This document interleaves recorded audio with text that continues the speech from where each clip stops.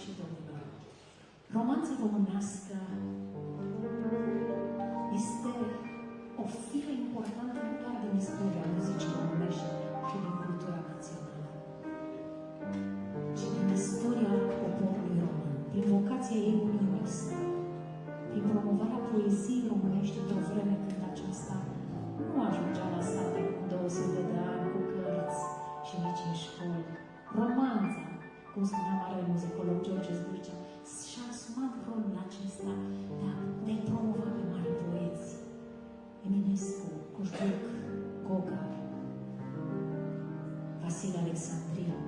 Vasile Alexandrii spunea în 1850: romanțele au făcut fericirile părinților noștri și au contribuit la promovarea producerilor poetice.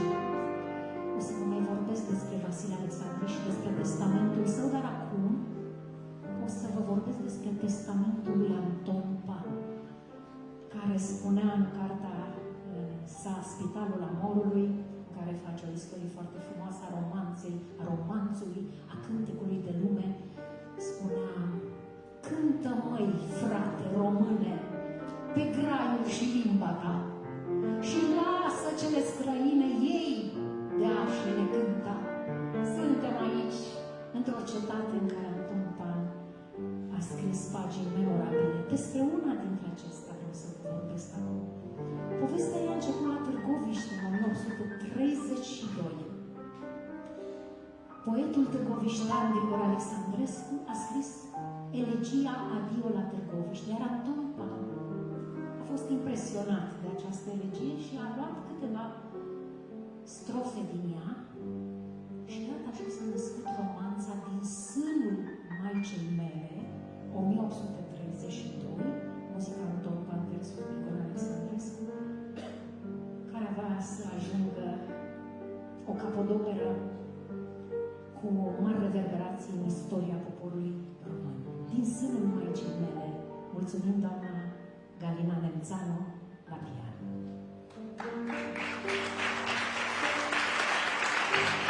Din sânul Maicii mele, născut în griji, necazuri, nădejdea mi-a fost leagă, cu lacrima hrănit, cu lacrima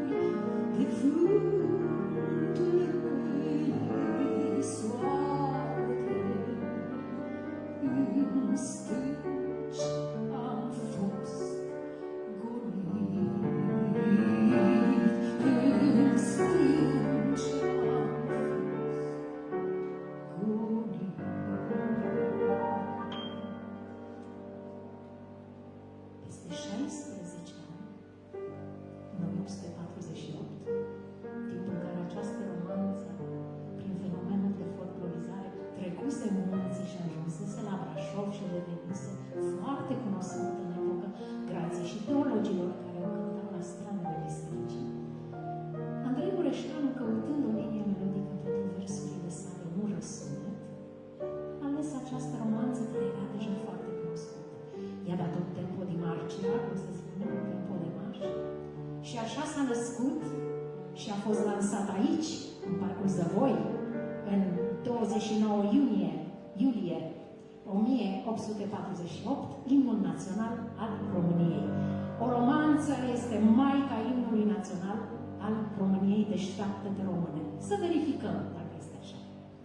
Deșteaptă-te române.